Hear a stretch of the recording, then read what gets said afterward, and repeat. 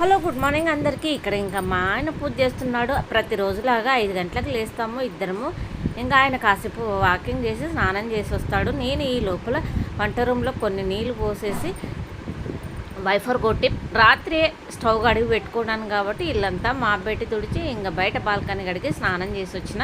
ఇంకా ఛాయ్ పెడుతున్నాను. ఛాయ్ అయిన తర్వాత అందులోకి పుల్కా వేసి ఇచ్చిన. ఆయన డ్యూటీ వెళ్ళడానికి టైం అవుతుంది, 7:15కి వెళ్తాడు కదా ప్రతిరోజు. ఇంకా ఆయనకు ఛాయ్ ఇచ్చిన తర్వాత నేను దేవుడికి మొక్కుకున్నాను. ఆ తర్వాత ఇంకా బియ్యం కడిగి రైస్ కుక్కర్లో వేయాలి. నాకు ఇది పొద్దున్నే ఈ పనులన్నీ చేసుకోవడం అలవాటు అండి. ఇప్పుడు టైం 7 అవుతుంది, అయినా ఇంత తొందరగా వంట అని అనుకోవచ్చు. బాబుకు కాలేజీ కూడా లేదు, అయినా నాకు రైస్ కుక్కర్లో వేసి తర్వాత 11కి 12కి అట్లా ఆన్ చేసుకుంటాను. ఈ లోపల ఇంకా ఈరోజు టిఫిన్ కోసము పూరీలు చేస్తున్నాను. పూరీలు విత్ మ్యాంగో పల్పి, అంటే మ్యాంగో రసంతో చిక్కగా ఉంటుంది కదా మ్యాంగో రసం, దాంతో ఈ పూరీలను తింటే చాలా టేస్ట్గా ఉంటుంది. ఈ రెసిపీ నాకు ఇప్పుడు కాదండి, 20 years బ్యాక్ నా పెళ్ళి కాకముందు మా పక్కింట్లో ఫ్రెండ్ ఉండేది. ఆ అమ్మాయి ఒకసారి నాకు తెచ్చిచ్చిందండి పూరీలు. ఆ మ్యాంగో రసంతో తింటారంట వాళ్ళు. అంతకుముందు చాలా సార్లు వాళ్ళు చేసుకున్నారంట. నాకు ఫస్ట్ టైం అది తెచ్చిచ్చినప్పుడు తెలిసింది. ఆ తర్వాత నేను కూడా 2-3 సార్లు చేసిన. ఇంకా పెళ్ళైన తర్వాత మేము వేరైన తర్వాత ఇలా మేము చేసుకోవడం అలవాటైంది. ఇయర్లీ అంటే ప్రతి సంవత్సరం ఆడుపళ్ళ సీజన్లో ఇంకా నేను పూరీల పిండి తడిపి పక్కన ఒక 20 నిమిషాలు నానబెట్టుకొని ఛాయ్ తాగిన తర్వాత ఇంకా పూరీలు దాలుస్తున్నాను. ఇక్కడ ఇంకా కొద్దిసేపు నానితే బాగా వస్తాయి కదా పూరీలు మెత్తగా పొంగుతూ, అందుకే ఇది చేస్తున్నాను. ఇంకా మా ఆయన పాపం పొద్దున్నే చపాతీ పుల్కా తినేసి వెళ్ళిండు. ఇంకా పిల్లలు లేచిండ్రు, మా బాబు కూడా లేచి స్నానం చేసిండు, మా అమ్మాయి కూడా లేచింది, రెడీ అయిపోయింది. ఇంకా హాలిడేసే కదా, ఒక్కొక్కసారి కొంచెం లేట్గానే లేపుతున్నాను. మా బాబుకు తొందరగా మెలకొస్తే లేస్తున్నాడు. ఇంకా కాలేజీ ఉన్నప్పుడు మాత్రం 6 గంటలకే లేచి రెడీ అయ్యి వెళ్ళేవాడు. ఇక్కడ నేనేమో దొండకాయలు కోసుకున్నాను. దొండకాయ కూర కోసము చాలాసార్లు దొండకాయ రెసిపీని చూపించాను. కుక్కర్లో వేసి వండడము, మామూలుగా ఇలా వండడం. కానీ ఇంకా నేను ఇంట్లో ఉండి చేసే పనులు ఇవే కాబట్టి, నా వీడియోస్ ఇవే కాబట్టి ఇవే చూపిస్తాను. నాకు కామెంట్లో ఎవరైనా తెలియజేయగలరు ఇంకా ఏమైనా వెరైటీగా చేయాలని, ఎందుకంటే అసలు వ్యూసే రావట్లేదు నా వీడియోస్కి. అందుకే ఇంకా ఈరోజు నేను అప్లోడ్ చేస్తున్నాను. ఇది మొన్నటి వీడియో, గురువారం రోజుది. ఎందుకంటే నిన్న అప్లోడ్ చేయడానికి వీలు కాలేదండి. ఎందుకంటే నేను నైట్ ఒక వీడియో చేసిన, మీరు ఎవరైనా చూస్తుంటే అర్థమయ్యేది. మా హస్బెండ్ వాళ్ళ క్లోజ్ ఫ్రెండ్ అండి. ఆయనే మొన్న నైట్ అంటే గురువారం నైట్ చనిపోయింది. మాకు ఆ విషయం ఆ నైట్ తెలియలేదు, వాళ్ళు ఫోన్ చేయలేదు వాళ్ళ అన్నయ్య వాళ్ళు. నిన్న పొద్దున అంటే ఫ్రైడే పొద్దున 7కి చేసిండ్రు. ఇంకా అప్పుడు చాలా బాధ అనిపించిందండి నాకు కూడా. అప్పుడే మేము ఇల్లు కంప్లీట్ అయ్యి పూజ అయిపోయి మా ఆయన డ్యూటీకి వెళ్ళడానికి ఇంకొక 10 minutes 15 minutes ఉండగా ఫోన్ వచ్చింది. ఇంకా చాలా బాధ అనిపించిందండి. ఎందుకంటే వాళ్ళు పక్కనే ఎదురెదురు ఇల్లు, మళ్ళీ చిన్నప్పుడు అంటే వాళ్ళు ఒక 12-13 years నుండి ఫ్రెండ్స్ అండి, చాలా క్లోజ్ ఫ్రెండ్స్.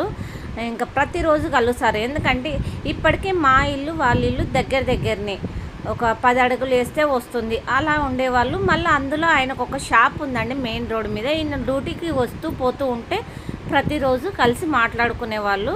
సాయంత్రం డ్యూటీ నుండి వచ్చేటప్పుడు ఎప్పుడన్నా ఒకసారి వీలు కానప్పుడు తప్ప ఇంకా కంపల్సరీ ఒక 2 daysకి ఒకసారి కంపల్సరీ మాట్లాడుకునే వాళ్ళు. ఫోన్ కూడా చేసేవాళ్ళండి. ఆయన అయితే ప్రతి 2 రోజులకు ఒకసారి ఫోన్ వచ్చేది. ఇంకా ఫోన్ కూడా ఒక 20-30 minutes మాట్లాడుకునే వాళ్ళు. నేనే అనుకునేదాన్ని, ఏందబ్బా ఇంతసేపు ఏముంటాయి, ప్రతిరోజు కలుస్తారు కదా, అయినా కూడా కలవని 1 రోజు 2 రోజులు కలవకుంటే ఇన్ని ముచ్చట్లు ఏముంటాయని. ఇంకా అలాంటిది సడన్గా ఆయనకు హార్ట్ అటాక్ వచ్చి గురువారం నైట్ ఇదైందంట. మాకు శుక్రవారం పొద్దున్న తెలిసిందిగా, ఒకవేళ నైటే తెలిస్తే ఆయన వెళ్ళేవారు. ఇంకా ఆయన కన్నీళ్ళు పెట్టుకోవడం వాళ్ళ నాన్న చనిపోయినప్పుడు. ఆ తర్వాత వీళ్ళ ఫ్రెండు నేను చూసింది, నాకు చాలా బాధ అనిపించిందండి. నాతో కూడా మా పెళ్ళైన కొత్తలో మంచిగానే మాట్లాడేవాళ్ళు. ఇంకా వాళ్ళ ఇంటికి కూడా ఒక 2 times వెళ్ళినా, వాళ్ళ అమ్మ వాళ్ళ ఇంట్లో వాళ్ళు వాళ్ళ అన్నదమ్ములు వాళ్ళ వదినలు కూడా నాకు పరిచయమే. నేను అక్క అని వాళ్ళని పిలిచేదాన్ని. ఇంకా కొంచెం దూరం మేము వచ్చినాం కదా పాత ఇంటి నుండి ఈ కొత్త ఇంటికి. ఇంకా అప్పటి నుండి కొంచెం ఎక్కువ టచ్లో లేదు. ఈయనకు మాత్రం డ్యూటీకి వెళ్ళి వచ్చేటప్పుడు మాట్లాడేవాళ్ళు.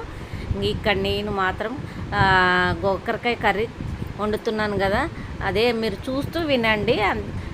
ఇంకా ప్రతిసారి కూర గురించి నేను చేసే పనుల గురించే కదా కొన్ని నాకు బాధ అనిపించినాయి, సంతోషం అనిపించినాయి మీతో షేర్ చేసుకోవాలని చెప్తున్నాను. ఇంకా ఏం చేస్తాను చెప్పండి, దేవుడు చేతుల్లో ఉంది. ఎప్పటి వరకు దేవుడు ఉంచుతాడో అప్పటి వరకే ఉంటాము.